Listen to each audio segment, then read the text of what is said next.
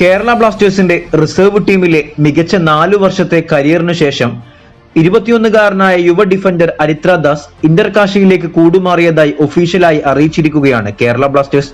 Reserve ടീമിലെ മികച്ച പ്രകടനത്തെ തുടർന്ന് കഴിഞ്ഞ സീസണിൽ മെയിൻ ടീമിൽ ഇടം നേടിയ താരം ടോട്ടൽ 20ഓളം മത്സരങ്ങൾ ബ്ലാസ്റ്റേഴ്സ് റിസർവ് ടീമിനും മെയിൻ ടീമിനുമായി കളിച്ചിട്ടുണ്ട്.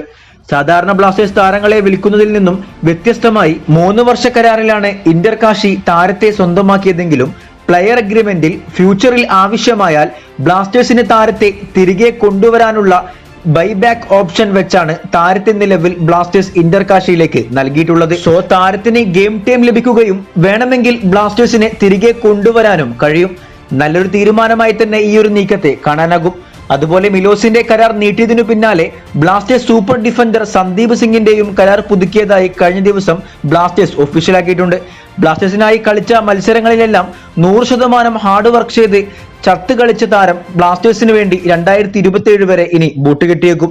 മറ്റൊരു മികച്ച നീക്കമായി തന്നെ ഈ ഒരു നീക്കത്തെയും കാണാനാകും. കൂടാതെ ബ്ലാസ്റ്റേഴ്സിന്റെ പനമ്പള്ളിയിലെ ട്രെയിനിങ് ഗ്രൗണ്ട് നിലവിൽ സൂപ്പർ ലീഗ് ക്ലബ്ബുകളായ ഫോഴ്സ കൊച്ചിയും തൃശൂർ മാജിക് എഫ്സിയും ട്രെയിനിങ്ങിനായി തെരഞ്ഞെടുത്തത് കൊണ്ട് തന്നെ ബ്ലാസ്റ്റേഴ്സ് ISL-നായി പുതിയ ട്രെയിനിങ് ഗ്രൗണ്ടിലേക്ക് ഷിഫ്റ്റ് ആയേക്കും.